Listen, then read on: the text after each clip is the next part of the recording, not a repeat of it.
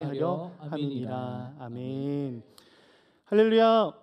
오늘 또 말씀 앞에 모이신 여러분들을 환영합니다. 오늘 또 우리가 함께 말씀을 나눌 때에 주님께서 청년 여러분의 삶 가운데 말씀하시는 주님의 음성을, 또 여러분들의 마음을 만져주시는, 또 등을 두드려 주시는 주님의 손길을 느낄 수 있기를, 또 위로와 격려를 얻을 수 있는 저희 모두가 되시기를 축원합니다. 잠깐 기도하고 말씀 나누겠습니다. 사랑이 많으신 하나님 아버지, 오늘 또 부르신 자리에서 다시 주의 말씀을 먹습니다. 주님의 말씀을 오늘 우리의 삶에 채우기를 원하오니 깨닫게 하시고 사람의 생각과 뜻이 아니라 하나님의 말씀으로 우리의 삶 가운데 역사할 수 있도록 인도하여 주시옵소서. 은혜 베풀어 주실 줄 믿고 감사드리며 예수님의 이름으로 기도하옵나이다.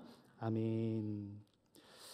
네, 여러분, 우리가 지난 시간에 2주 전에 갈라디아서를 통해서 우리는 더 이상 뭐가 아니다, 종이 아니다, 그리고 무엇이 되었다? 하나님의 자녀가 되었다. 더 이상 종이 아니라 하나님의 자녀가 되게 하신 것이 그리스도의 복음이다라는 이 복음의 핵심 진리를 우리가 나누었습니다. 여러분, 복음이 우리의 삶 가운데 주는 이 놀라운 은혜는 바로 이것입니다. 우리가 한계 없는데, 여러분, 복음을 위해서 여러분들이 한계 있었습니까? 한계 없는데 하나님이 우리를 위해서 그 아들을 보내주시고 그 아들이신 예수 그리스도께서 생명을 다하시기까지 우리를 섬겨주셔서 우리가 죄에서 자유하게 되었고 죄인의 자리에서 하나님의 자녀가 되었다. 이것이 여러분, 저와 여러분이 누리고 있는 이 복음의 신비이자 이 놀라운 은혜입니다. 사랑하는 청년 여러분, 우리가 이 올해 들어와서 계속해서 복음을 살펴보고 있습니다. 요한복음을 통해서, 갈라디아서를 통해서 복음을 계속 나누고 있는데, 복음이 무엇이냐면 우리 신앙생활을 가능하게 하는 아주 기본 진리이고, 또 이것이 없으면 우리의 신앙생활은 아무것도 아닌 거예요. 여러분, 신앙생활은 이겁니다. 우리를 구원하신 하나님의 사랑이 내게 찾아왔음을 기억하고 살아가는 것. 믿음으로 살아가는 삶은요, 교회 다니는 게 아니에요. 믿음으로 삶을 살아간다라고 하는 것은요, 봉사하는 게 아닙니다. 믿음으로 살아간다는 것은 좀 교회 다니는 사람들끼리 모여서 좋은 일 하는 게 아니고요, 주님의 사랑을 기억하고 내가 어떤 사람이 되었는가를 알아가는 거죠. 처음에 하나님께서 나를 하나님의 자녀 삼아 주셨다. 그것도 감사한데 하나님의 자녀에게 하나님이 베풀어 주시는 은혜가 무엇인지를 신앙생활을 하면서 하나님 아버지와의 관계가 깊어지면서 더 깊이 알아가는 것. 하나님이 우리를 신분만 변화시켜 주시는 것이 아니라 실제로 우리를 어떻게 하나님을 닮는 존재로 변화시켜 나가시는 것을 경험하고 누리는 것이, 여러분, 저와 여러분이 죽을 때까지, 언제까지? 죽기 싫어요? 네, 죽을 때까지, 주님이 우리를 부르실 때까지 해 나가는 신앙생활이라고 하는 거예요. 여러분, 그래서 오늘 우리가 주님의 은혜를 깨닫고 주님을 위해서 무언가를 하려고 할 때에 필요한 게 뭐냐면 주님의 사랑입니다. 주님의 사랑을 깨닫고 주님이 계속해서 우리를 붙잡아 주시는 그 사랑이 한도 끝도 없음을 인생을 통해서 경험해 나가면서 계속해서 우리가 주님의 일을, 주님이 맡겨주신 그 사명의 일을 감당할 수 있는 거예요. 우리가 믿음으로 시작했지만 벽에 부딪히고 낙담하는 이유가 뭐예요? 그 사랑에서 멈춰졌을 때, 이전에 느꼈던, 내가 알았던 지식에 있는 하나님의 사랑으로 내 힘으로 무언가를 해나가려고 나 혼자 나아갈 때에 벽에 부딪히고 낙담하고 절망하게 되는 거죠. 그러나 오늘 우리가 주님의 사랑을 끊임없이 묵상하고 주님의 손을 붙잡고 주님과 교제하며 주님이 우리에게 어떻게 말씀하시는지 들으며 살아갈 때에는요, 우리가 주님이 나에게 은혜 주셨다 그러니까 부담스러워서 갚아야겠다라고 열심히 사역하는 것이 아니라, 부담스러운 마음으로 억지로 신앙생활하는 것이 아니라 억지로 감사해야지, 찬양해야지, 기도해야지가 아니라 그 사랑 안에서 계속해서 그 관계의 깊이가, 기도의 깊이가, 찬양의 깊이가, 예배의 깊이가 더해 나가는 거죠. 여러분, 그런데 그 사랑 안에서 살아가는 것이 무엇이 문제죠? 살아가기가 쉽지 않다는 거예요. 제가 여러분들에게 주님의 사랑 안에서 사십시오 라고 말씀을 드리면 우리 다 믿잖아요. 주님이 우리에게 주신 사랑은 한도 끝도 없이 크신 영원한 하나님의 사랑이라는 것을 알고 아멘 하지만 오늘 우리가 그 사랑 안에서 머물러 살아간다는 것은 결코 쉬운 것이 아니에요. 내 힘으로 할 수 있는 것도 아니지만 또 가만히 있다고 하나님의 사랑이 계속 묵상되는 것도 아니에요. 그렇죠? 우리가 주님의 일을 뭔가를 열심히 한다고 했을 때에 내가 주님을 위해서 뭔가 열심히 뭔가 노력하고 헌신하고 봉사를 했는데 그 결과가 저에게 딱 주어지지 않아요. 내가 이렇게 열심히 하면 하나님이 나한테 좋은 일을 주시겠지. 아니면 어떤 사역을 잘 감당하려고 열심히 했는데 이 사역이 쉽지 않은 거예요. 잘 되지 않은 거예요. 그런 일들이 오늘 우리들 가운데 선하죠. 주의 복음을 내 친구에게 전하려고 주님 믿음 주시옵소서, 복음을 전할 수 있는 용기 주시옵소서 하고 기도하고 친구 앞에 갔지만 예수님의 예자도 꺼내지 못할 우리의 연약한 마음들이 아마 경험됐을 겁니다. 답답해요. 내가 기도하면 바로 응답이 오고 좀 저절로 좀 뭔가가 좀 생겨졌으면 좋겠는데 그렇지 않다라는 거예요. 하나님은 오늘 우리가 이 땅을 살아가면서 함께 하신다고 약속하셨고 너희가 내 안에 있으면 구하는 것은 다 얻겠다고 말씀하셨고 너희가 내 안에 머물러 있으면 많은 열매를 맺겠다고 약속도 하셨지만 A to Z를 가르쳐 주시지도 않고 또 그 과정에서 내가 원하는, 내가 노력하는 만한 결실들을 보장도 해주시지 않으시죠. 그냥 다만 주님은 약속을 믿고 걸으라고 하세요. 함께 하신다는 약속과 궁극적으로 내가 너에게 결실을 맺게 해주시겠다라고 하는 약속을 믿고 나아가라고 하죠. 그래서 여러분 우리는 쉽지 않습니다. 우리더러 알아서 결과를 만들라고도 하시지 않아가지고 막 알아서 나갔다가는 또 우리가 잘못 나가요. 과정을 걷게 하시고 그 과정에서 결실을 손에 쥐지 않으시면서 묵묵히 그 길을 걸어가라고 하세요. 그래서 오늘 우리가 좀 미션처럼 뭔가 막 이렇게 뭔가 어려운 미션을 하는 것처럼 우리가 살아갈 때가 있어요. 물론 여러분 우리가 이 땅을 살아가면서 그 미션에 실패한다고 해서 여러분 우리가 세상을 살아가면서 하나님의 자녀라는 것을 새까맣게 잊고 세상 가운데 살았어요. 그렇다고 해서 여러분 하나님의 자녀됨의 이 권세가 사라집니까? 여러분 우리가 세상에서 하나님이 아니라 다른 즐거움을 가지고 살고 다른 주님처럼 이렇게 먹고 마시고 이렇게 즐겁게 살았어요. 그러면 하나님이 우리를 자녀 삼으신 걸 취소가 되나요? 그렇지 않아요. 바뀌는 것은 아니에요. 하지만 우리가 하나님의 자녀다움을 배우고 완성되기까지 하나님은 오늘 우리를 세상 가운데에 연단시키시는 거죠. 세상의 초등학문 아래 세상의 환경 속에 놓으시고 그 가운데에서 수동적인 하나님의 백성이 아니라 기계적으로 쫓아가는 하나님의 백성이 아니라 하나님을 닮은 주체적인 하나님의 백성으로 하나님의 아들로 딸로 살아갈 수 있도록 우리들에게 삶을 살게 하세요. 결국 우리가 하나님의 자녀가 되었다라는 것은 무엇을 의미하냐면 내가 하나님의 자녀다 이것이 아니라 내 아버지가 하나님이시다. 나에게 좋은 것을 주시고 나를 먹이시는 분이 하나님이시고 나를 살게 하시는 분이 하나님이시다. 이것을 믿게 하는 내가 하나님의 자녀구나라는 것을 기억하게 하고 생각하게 하고 그 정체성으로 살게 하는 그런 것들을 하나님께서 오늘 우리에게 요구하시는 거예요. 우리에게 요구하시는 것은 다른 것이 아니에요. 여러분, 여러분들 제 아들이 있어요. 새벽이라는 친구인데 그 친구가 한 번씩 저에게 자기가 얻고 싶은 것이 있으면 이렇게 막 와서 아빠 뭐 이것 좀 해주세요. 뭐 이렇게 뭐 좀 주세요. 우리 아내가 단 거랑 뭐 이렇게 군것질이랑 잘 안 주니까 자꾸 뭐 먹고 싶을 때 저한테 와서 이제 비밀스럽게 이렇게 이야기를 해요. 저 주라고. 근데 저도 줄 수 있을 때는 저도 어렸을 때부터 막 군것질 많이 하고 그래서 거리낌 없이 주곤 하는데 어떨 때는 주면 안 될 것들이 있잖아요. 납득이 안 되는 것들이 있어서 안 돼. 그러면 새벽에 입에서 어떤 이야기가 하냐면 내 친구 아빠는 이거 해주던데 이런 이야기가 딱 나와요. 그러면 제가 어떻겠습니까? 이렇게 머릿속에서 빡 이렇게 뭐가 하나가 치죠. 누가 아빠가 이렇게 말했대. 그럼 제가 이제 어떻게 할까요? 저도 이렇게 그랬어 하고 좀 착하게 하면 좋을 텐데 그러면 세부가 그러면 그 친구 아빠한테 아빠하고 따라가. 너무 심하죠? 아, 네. 아이가 굉장히 당황스러워해요. 그런 이야기를 하면. 그렇게 하면 안 되는데 제가 그런 말이 나올 때가 있어요. 제 본심도 아니죠.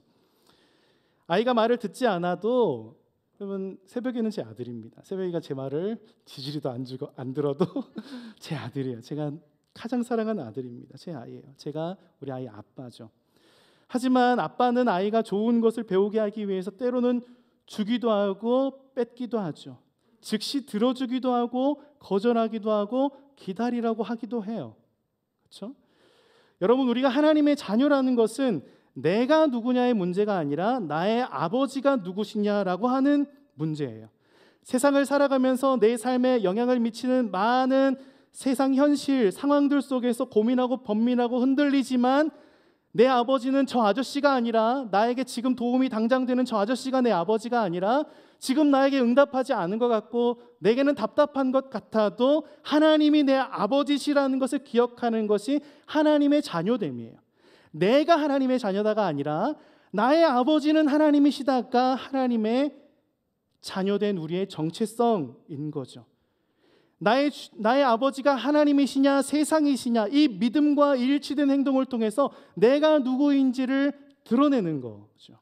그래서 여러분, 바울이 이렇게 말하는 겁니다. 5장 1절 말씀, 그리스도께서 우리를 자유롭게 하시려고 자유를 주셨으니 그러므로 굳건하게 서서 다시는 종의 멍에를 매지 말라.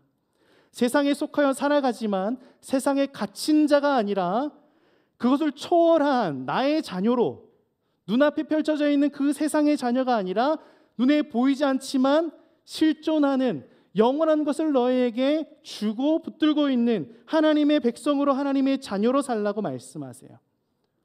그런데 여러분, 이게 난점이에요. 주님은 우리에게 자유롭게 하시려고 복음을 주시고 우리를 자유롭게 하셨고 하나님의 자녀가 되게 하셨는데, 여러분, 하나님 백성된 저 여러분 자유롭습니까? 어떠세요? 자유로우세요? 아멘. 네, 자유로우시군요. 예기치 못한 대답이었습니다. 여러분, 정말 자유롭습니까? 그렇죠. 여러분, 환경이 바뀌지 않고 하나님의 자녀가 되어서 나의 본체 자체가 완벽해지지 않았는데 여러분, 어떻게 자유로울 수가 있죠? 여전히 우리는 세상의 초등학문 아래 놓여 있는데, 세상 속에 놓여 있는데, 믿지 않는 사람들 사이에 쌓여서 살아가고 있는데, 그럼 뭐가 자유롭다라는 거죠? 불편한 진실이죠. 자유롭습니다. 주님이 나를 자유롭게 하셨습니다. 죄로부터 자유로워졌습니다 라고 했는데, 죄를 사랑하는 우리의 모습을 보면 그거 어떻게 자유로워졌는지 믿을 수가 없어요. 진리인 건 믿겠는데 나의 경험적으로 이것이 납득이 안 되는 거예요. 쉽지가 않아요. 근데 그게 불편한 진실이에요. 이게 성경에 기록되어 있거든요. 원래 그렇다고 성경이 이야기하고 있어요. 왜냐하면 이미 우리가 지난 시간에 살펴봤던 것처럼 우리는 세상 학문, 초등학문 아래에서 놓여 있어서 때가 이르기까지, 때가 차기까지 그 세상에서 종의 위치에 놓여져 있다라고 말씀하셨기 때문이에요. 심지어 예수님께서 제자들을 세상에 파송하시면서 뭐라고 말씀하셨습니까? 우리 10장, 마태복음 10장 16절 말씀 함께 같이 읽어볼까요? 시작. 보라, 너희를 보냄이 양을 이리 가운데로 보낸 같도다. 그러므로 너희는 뱀같이 지혜롭고 비둘기같이 순결하라. 여러분, 양을 이리 가운데로 보냈는데 양이 자유로울 수 있어요? 자유롭지 않죠. 어떻게 자유로울 수가 있어요? 무섭죠. 그래서 주님께서 뭐라고 말씀하셨어요? 뱀처럼 지혜롭고 비둘기같이 순결하라는 거죠. 우리의 상황은 자유로운 상황이 아니에요. 그런데 주님은 우리에게 자유롭게 하셨다고 말씀하시는 거예요. 넌센스죠. 그럼 뱀처럼 지혜롭게 비둘기처럼 순결하게 살라는 것이 무엇입니까? 여러분, 이 세상에서 뱀처럼 지혜롭게 비둘기처럼 순결하게 살라는 것은 뱀처럼 완전히 똑똑하게 완벽하게, 아니면 비둘기처럼 완전히 새하얗게 살라는 말이 아니에요. 하나님의 자녀로 살기 위해서 정신을 바짝 차리라는 거죠. 정신줄 놓고 아무데나 따라가지 말아라. 아무렇게나 따라가지 말아라. 목자를 따라가라. 너희가 내 자녀임을 기억하며 살아라. 여러분, 하나님이 우리를 완벽한 존재로 부르셨다면 저와 여러분을 부르시지 않았을 거예요. 저처럼 연약한 사람을 목사로 세우시지 않으셨을 거예요. 저처럼 연약하고 죄인이고 바리새인 같은 저를 이렇게 목사로 세우시지 않았을 거란 말이죠.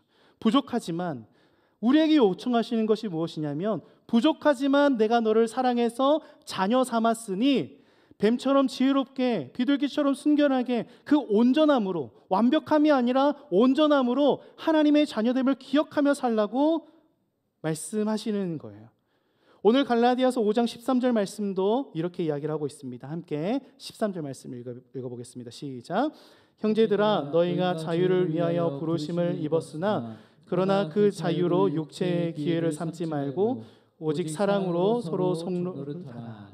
바울이 이렇게 이야기하고 있죠. 그리스도께서 우리를 세상의 종이 아니라 하나님의 자녀로 부르셨지만 오히려 세상 초등학문 아래 놓여 살아가고 있는 우리에게 오히려 뭐라고 말하냐면, 자유를 얻은 자유인이 된 우리에게 종이 되라고 말씀하고 있어요. 오히려 종이 되라.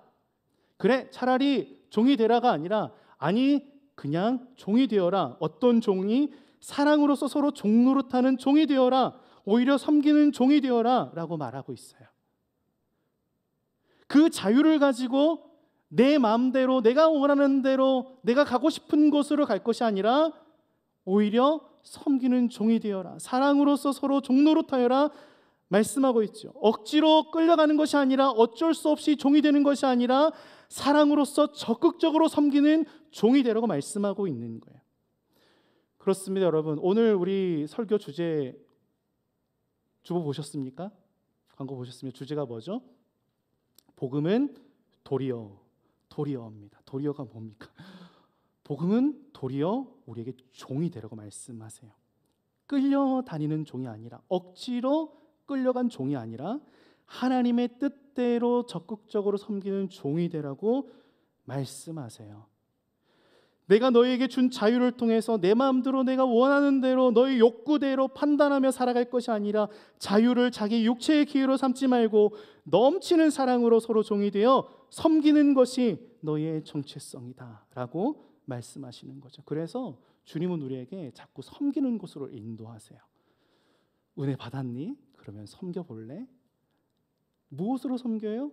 사랑으로 섬기는 거예요. 내 힘으로, 내 이름을 걸고 섬기는 것이 아니라 주님의 사랑으로, 주님의 이름으로 섬기는 거죠. 여러분, 이쯤 되면 예수님의 말씀 하나가 떠오를 겁니다.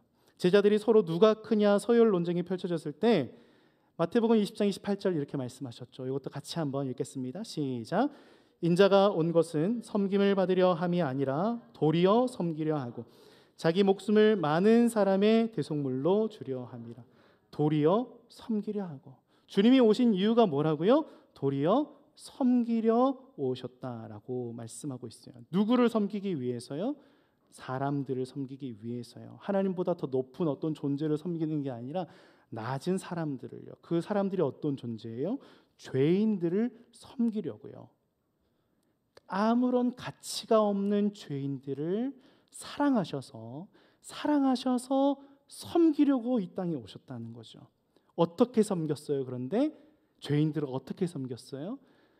자기의 자유를, 자기 하나님의 자녀된 권세를 다 내려놓으시고, 하늘 영광 내려놓으시고 목숨 바쳐, 영원한 생명의 주인 되신 주님께서 목숨 바쳐 대속물이 되어 주셨죠. 모든 죄를 끌어안으시고 죽으셨어요. 이게 우리가 하나님의 자녀된 이유입니다. 우리가 하나님의 자녀가 된 것은 내가 누구야? 내가 하나님의 자녀야? 이게 아니라 하나님의 그 은혜로 말미암아, 생명을 다함없이 우리를 섬겨주신 주님으로 말미암아 우리가 하나님의 자녀가 된 거예요. 사랑하는 여러분, 우리가 주님의 사랑을 힘입고도 자꾸 넘어지는 이유가 뭔지 아세요?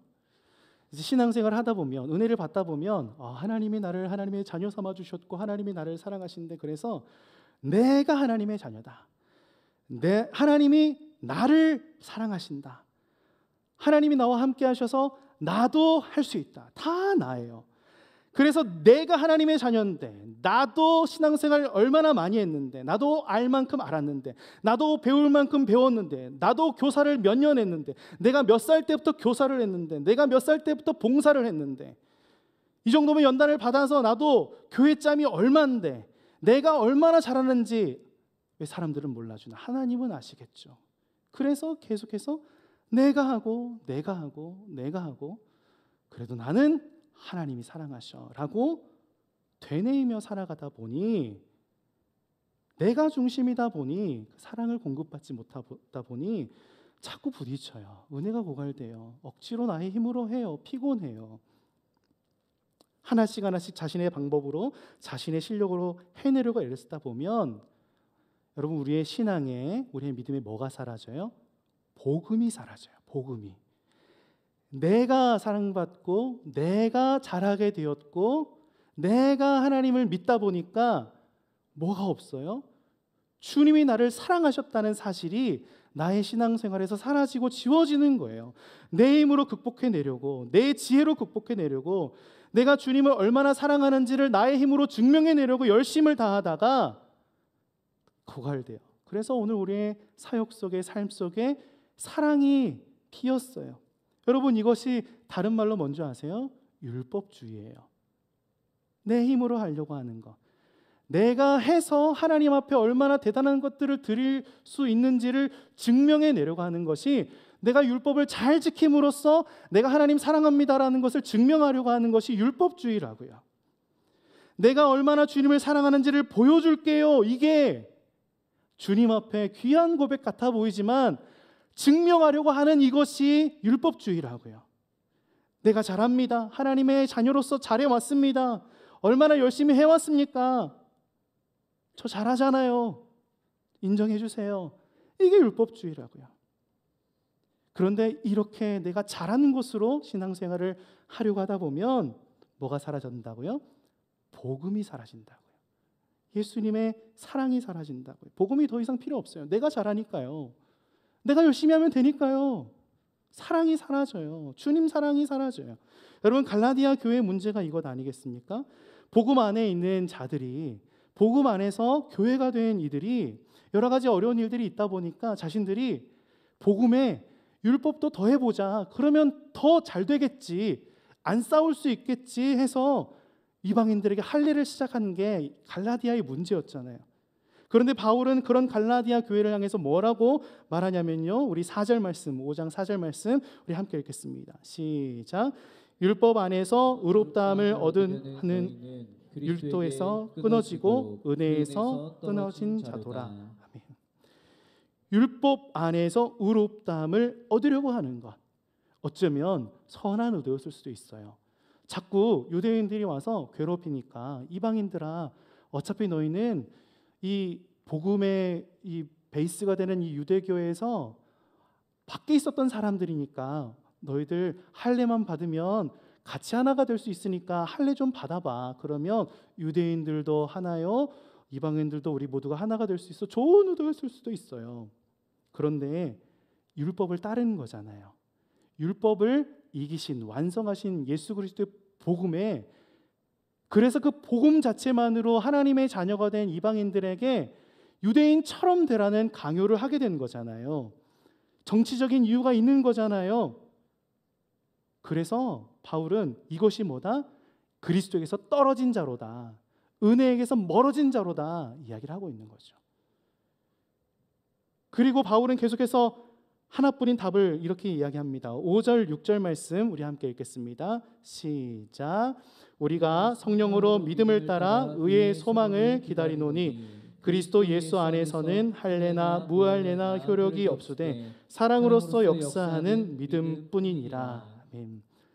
율법이 아니라, 할례가 아니라, 그런 방식으로 너희가 교회를 확장시키고 하나가 되려고 하는 것이 아니라 무조건 복음 안에서 하나가 돼야 되는데, 그 복음을 믿는 온전한 믿음뿐이니라 라고 말하고 있어요.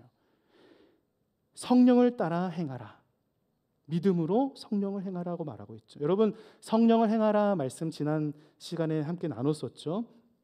성령을 따르는 것이 무엇을 의미합니까? 오늘 이 5절 6절 말씀 한번 다시 띄워주시겠어요? 5절을 보니까요, 이 성령을 따라 행하라 한 축은 뭐냐면 믿음을 따라 기다리며 사는 것, 기다리며 사는 것이라고 말하고 있어요. 의의 소망을 바라보며 그것이 오늘 우리의 삶의 자리에서 천국처럼 우리가 기대하는 것처럼 바로 이루어지지 않는다 할지라도 그 소망을 여전히 바라보며 주님 약속이 이루어질 것을 믿으며 기다리며 사는 것, 믿음으로 그 약속이 완성될 것을 기다리며 살아가는 것이죠. 여러분, 이 성령으로 행하는 것은요, 주여 나에게 불을 내려 저들을 멸하게 하소서, 이런 게 이렇게 믿음의 선포가 믿음으로 살아가는, 성령으로 살아가는 것이 아니라 기다리며 살아가는 것이에요. 주님이 일하시기까지 기다리며, 내 눈에 보이는 것은 없어도 주님께서 약속하신 말씀 붙들고 기다리며 살아가는 것이에요. 그런데 기다리기만 하는 것은 아니에요. 믿음으로 참고 인내하고 기다리는 것이 성령 충만의 소극적인 적용이라면, 적극적인 것은 6절에 나와 있는데 뭐죠? 6절에 그리스도 예수 안에서 사랑으로 역사하는 믿음으로 살아가는 거죠. 적극적으로 사랑으로 살아가는 것. 그런데 갈라디아 교회가 믿음 붙들지 못했다고요. 기다리지 못했다고요. 유대인들의 그 공격 앞에서 타협했다고요. 싸우지 않기 위해서 이방인들아 너희가 할례를 받아라 라고 했다고요. 복음 위에 세워진 예수 그리스도께서 그 벽을 허물었는데 그 벽을 다시 세우고 이 안에 너희들이 높은 담을 넘어서 들어와야만 우리 공동체가 될 수 있다라고 편가르기를 했어요. 유대인 중심의 교회로 주도권을 다시 가져가려고 하는 거죠. 그래서 바울이 또 이야기합니다. 7절 8절 말씀 한번 보겠습니다. 너희가 다름질을 잘하더니 누가 너희를 막아 진리를 순종하지 못하게 하더냐. 그 권면은 너희를 부르신 이에게서 난 것이 아니니라. 이것은 주님의 뜻이 아니라고 말하고 있죠. 너희들이 잘못한 것이다. 주님이 부르신 뜻이 아니라, 말씀이 아니라 너희들이 결정한 거다라고, 교회가 스스로 결정한 것이라고 바울이 지적하고 있어요. 그리고 9절 말씀 우리 한번 같이 읽겠습니다. 시작. 적은 누룩이 온 덩이에 퍼지느니라. 바울이 그냥 경고만 한 것이 아니라 적은 누룩이 온 덩이에 퍼진다라고 크게 경고하고 있어요. 여러분, 적은 누룩, 이 효소는 빵 전체를 부풀게 합니다. 조금 집어넣어서 구우면 빵이 전체가 부풀게 되죠.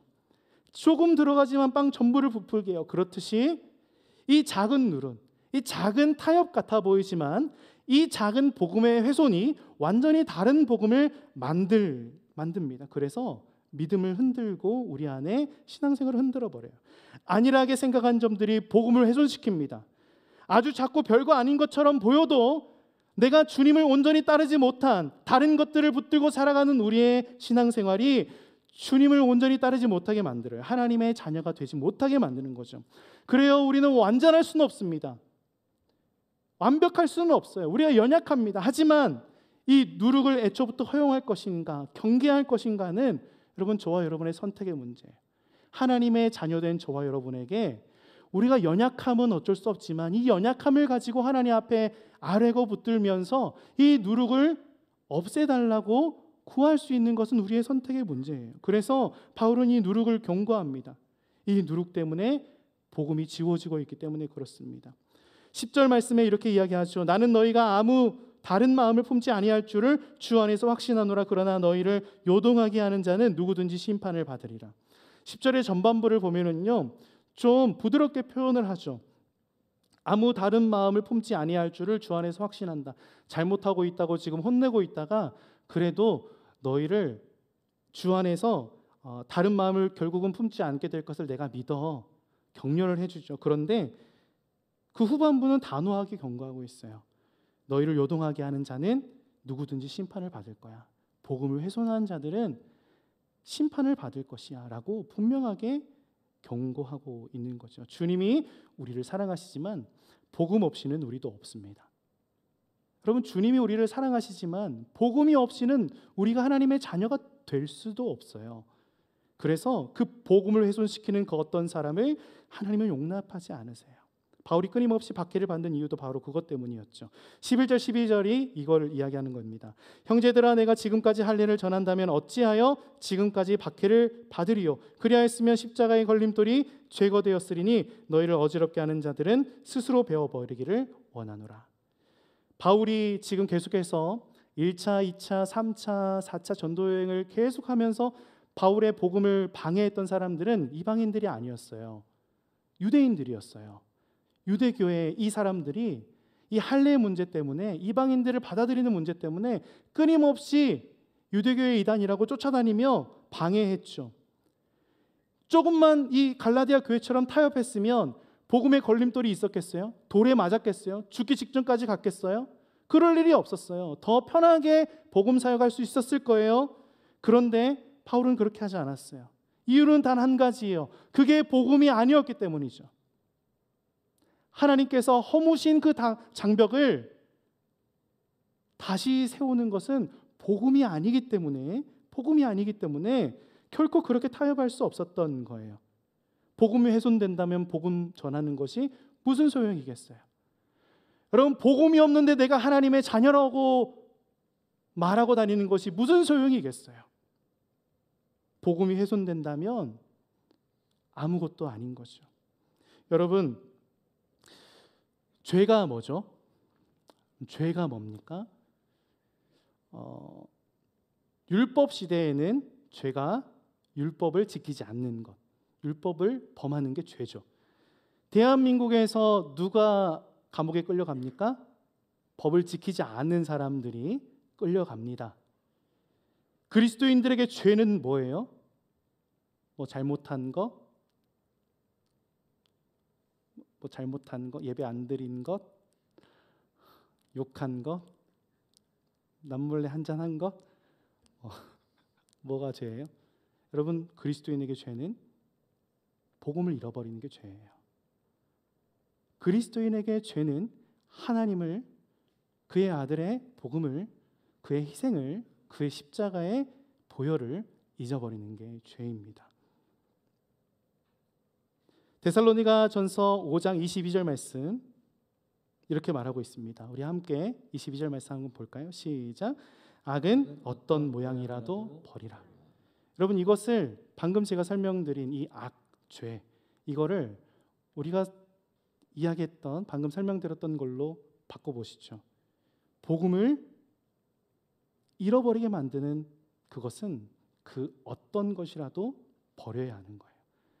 주님을 잊게 만드는 것, 여러분들의 삶에 복음을 덮는 것, 너무 안일하게 생각한 나머지 예수님이 없어도 된다고 생각하는 그 어떠한 것, 이것은 나의 삶의 영역이에요, 이건 주님 없이도 나는 할 수 있어요 라고 만드는 그 어떠한 나의 확신들, 그 모든 것이 그리스도인에게는 죄예요.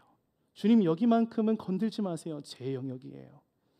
이렇게 하는 것들, 복음을 잃어버리게 하는 우리의 삶의 자리에 수많은 습관들이 있습니다. 주님 없이 하루를 시작하는 습관들, 우리의 삶을 둘러싸고 있는 모든 상황들에 대책 없이 분노하는 우리의 습관들, 다른 사람들을 판단하고 평가하고 나누는 우리의 습관들, 하나님 앞에서 내가 중심이 되고 공동체 안에서 내가 중심이 되는 습관들.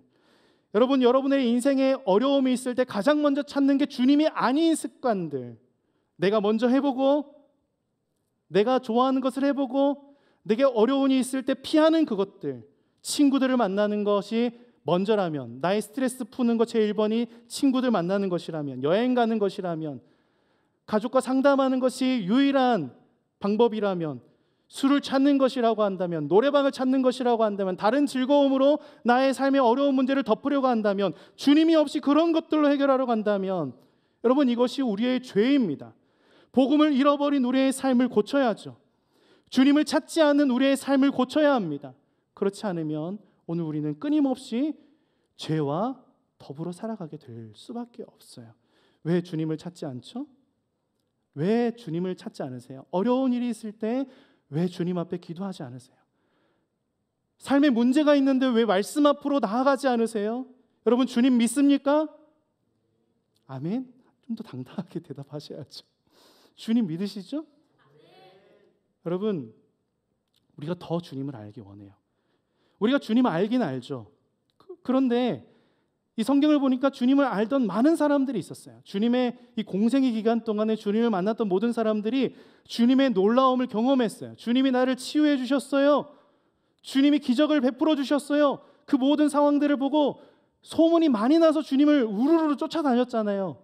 당국자들도 예수님을 무서워했던 이유가 그 무리 때문 아니었어요? 수많은 사람들이 예수님을 알았어요. 그런데 그들이 다 구원받았습니까? 치유받았던 사람들이 다 구원받았어요. 기적을 봤던 사람들이 구원받았어요. 예수님 쫓아다니던 모든 사람들이 구원받았어요. 아니에요. 왜 아니에요?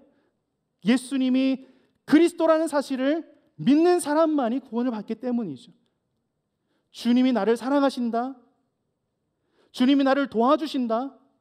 주님은 나를 위하여 일하신다. 많은 고백을 우리가 할 수 있지만 여러분, 이것이 첫 번째 고백이 되지 않으면 소용이 없는 거죠. 주님은 나를 살리신 구세주이십니다. 주님이 나를 구원하신, 십자가에서 피 흘려 우리의 죄를 담당하신 이 세상의 유일한 우리의 구세주이십니다. 이것이 여러분, 오늘 우리의 제 첫 번째 주님에 대한 고백이 되지 않으면 주님이 나를 사랑하신다는 게 무슨 의미예요? 주님이 나를 붙드신다는 것이 무슨 의미예요?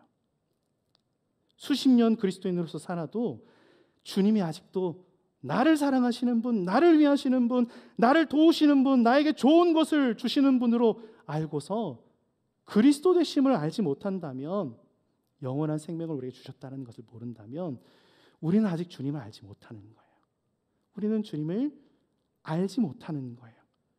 여러분, 믿음은요, 신앙은요, 주님과 결혼하는 겁니다. 결혼하는 거예요. 주님을 나의 신랑으로 모시고 살아가는 거예요. 그렇게 결혼하고 지지고 볶고 싸우고 붙들고 그렇게 서로를 알아가는 과정을 겪어서 처음에는 내가 좋아서, 그냥 감정이 좋아서 사랑한다라고 고백하지만 결국에는 내가 주님을 사랑합니다, 진짜 내가 주님을 사랑합니다라는 고백이 나오게끔 하는, 그것이 오늘 우리의 신앙생활이에요. 인생의 가장 중요한 문제가 무엇인지 여러분, 우리는 주님을 사랑할 때 깨달을 수 있습니다. 우리의 정체성이 주님을 사랑할 때 나타나요. 갈라디아서 5장 14절 15절 말씀을 보니까요, 이렇게 말하고 있습니다. 온 율법은 내 이웃 사랑하기를 내 자신같이 하라 하신 말씀에서 이루어졌나니 만일 서로 물고 먹으면 피차 멸망할까 조심하라. 여러분, 이 율법의 두 가지 축이 있죠. 뭐죠? 율법의 제일 두 가지 축, 하나님 사랑과 이웃 사랑입니다. 그런데 이 둘도 결국에 말씀을 보니까 지극히 작은 자를 섬기는 것이 나를 섬기는 것이다라고 말씀하신 것에서 하나가 돼요. 여러분, 복음 안에서 주님을 알아가면 알아갈수록 주님의 신실하신 사랑을 깨닫게 되고요, 이 갚을 수 없는 하나님의 사랑을 어떻게 섬길까? 어떻게 섬길까? 내가 주님을 어떻게 섬길까? 내가 주님을 섬길 수도 없는데 어떻게 섬길까? 이 말씀 가지고 내 이웃을 사랑하는 거죠. 사랑할 수 없는 사람을 사랑으로 섬기며 나아갈 수 있는 거예요. 그래서 도리어 섬기는 게 가능해지는 거죠. 내가 나를 증명하기 위해서 섬기려고 하면 힘들게 보여줘야 되는데, 증명해내야 되는데, 내가 주님 안에, 주님의 사랑 안에 있으면 되는 거예요. 내가 억지로 하는 것이 아니라 되는 거죠. 사랑이 없으면 할 수 없는 것이 하나님의 자녀됨의 삶입니다. 사랑이 여러분 가운데 충만하십니까? 여러분, 사랑이 여러분 가운데 충만하세요? 사랑이 없다면 우리에게 필요한 약속은 여기 있습니다. 요한복음 15장 7절 말씀 우리 같이 한번 읽어볼까요? 시작.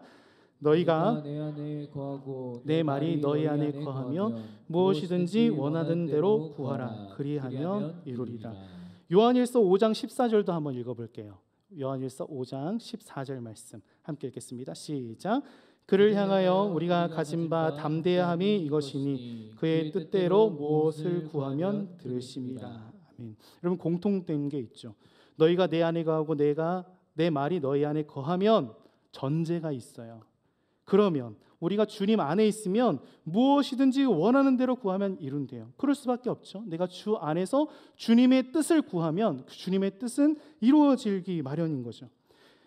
그의 뜻대로 구하면 무엇인지 들으심이라 라고 약속해 주셨어요. 여러분, 우리가 주님이 원하시는 것을 구하면 돼요. 주님이 원하시는 게 뭘까요? 주님의 사랑을 깨닫는 거죠. 그 사랑 안에 머무는 거예요. 그래서 여러분, 저와 여러분이 하나님 앞에 기도할 때에 계속해서 기도함으로 나아가야 돼요. 말씀 앞으로 계속해서 나아가야 돼요. 그래서 주님, 내가 주님을 더 알기 원합니다. 내가 그냥 알고 있는 그 복음의 도식만 내가 알고 외우고 있는 것이 아니라 내가 주님을 내 삶 가운데 경험하며 알기 원합니다. 주님이 나를 계속해서 우리를 어떻게 만져가시는지를 알기 원합니다. 이것을 기도하며 말씀 앞으로 나아가는 거예요. 여러분, 사무엘은 기도하지 않은 것에 대해서 죄라고 말했어요. 기도하지 않고 말씀을 붙들지 않고 사랑으로 살아가지 않으면서 다른 5만 가지 방법으로 내가 그리스도인임을, 하나님의 자녀임을 드러내며 살아간다면 그건 거짓말이고 죄예요.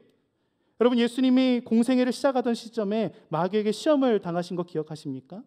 시험의 내용이 뭐였어요? 3가지 시험이었죠.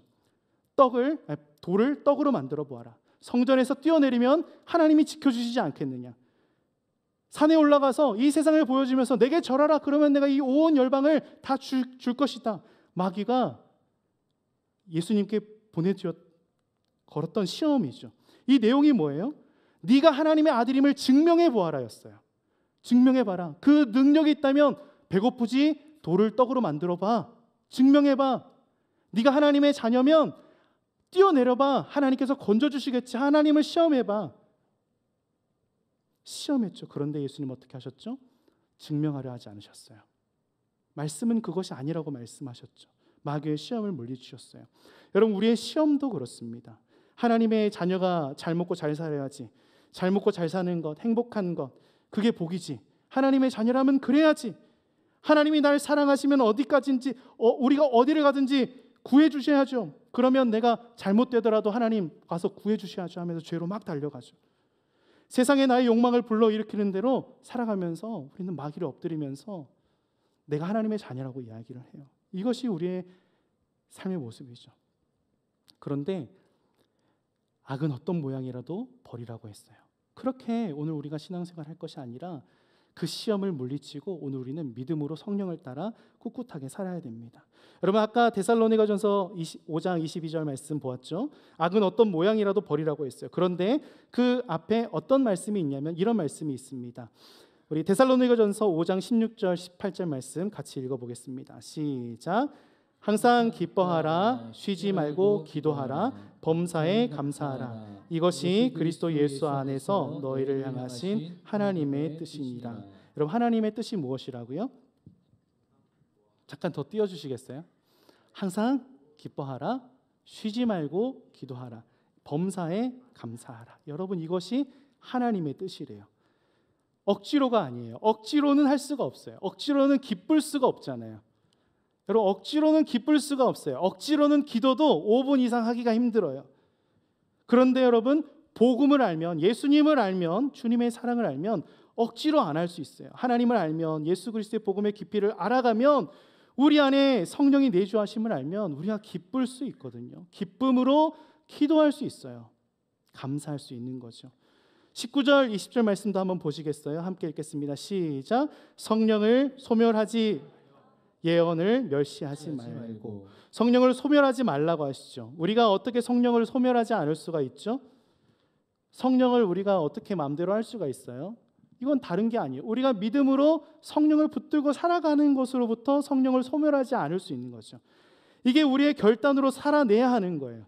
믿음으로 기억하며 살아가야 합니다. 말씀을 읽고 기도의 자리를 챙기고 주님의 말씀을 기억하며 살아가는 거예요. 늘 성령님이 내 안에 계심을 기억하며 살아가는 거예요. 성령님은 소멸되지 않으세요. 우리 안에 항상 계세요. 그런데 우리가 잊고 있을 뿐이에요. 우리가 그것을 기도하고 말씀 읽으며 성령님을 소멸하지 않고 살아가는 우리가 되어야 합니다. 21절 22절 말씀도 우리 마지막으로 함께 읽겠습니다. 시작. 범사에 헤아려 좋은 것을 취하고 악은 어떤 모양이라도 버리라. 아멘. 범사에 헤아려 좋은 것을 취하라. 여러분, 성령을 붙들고 살아가며 성령이 원하시는 것들을 취하고 원치 않으시는 것들을 버리며 살아가라는 거죠. 이 복음을 적용하며 살아가라는 거예요. 악을, 그래야 여러분, 오늘 우리가 우리의 삶 가운데에서 악을 버릴 수 있는 거예요. 우리가 악을 이기기 위해서는 우리가 성령을 쫓아야 합니다. 무엇으로 쫓아요? 말씀과 기도로. 말씀과 기도로 성령을 쫓아야 돼요. 성령으로 쫓아서 내 안에 그리스도의 복음이 풍성하게 누려지기를 기도하며 싸워 나가는 거죠. 살아가는 청년 여러분, 청년의 시절에, 그 아름다운 시절에 계속해서 여러분들에게 도전을 드리고 싶습니다. 여러분, 지금이 어떨 때라고요? 지금이 어떨 때다? 좋은 때다.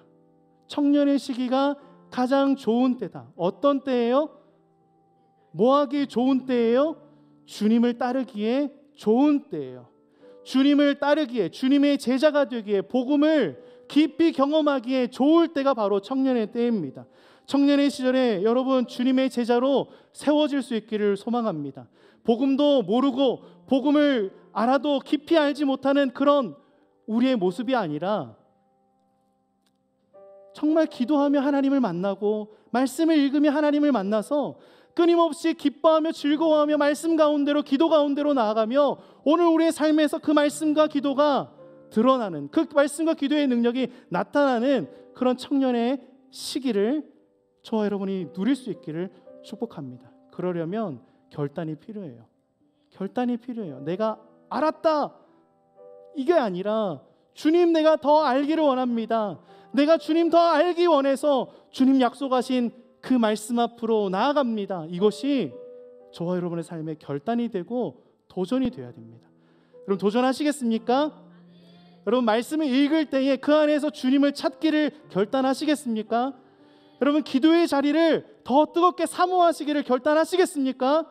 기도하지 못하는 청년이 아니라 기도할 수 있는 청년으로, 열방을 품고 기도할 수 있는 청년으로 거듭날 수 있는 저와 여러분 모두가 되시기를 주님의 이름으로 축원합니다. 이 시간 함께 찬양하겠습니다. 다 같이 자리에서 일어나셔서 찬양할 때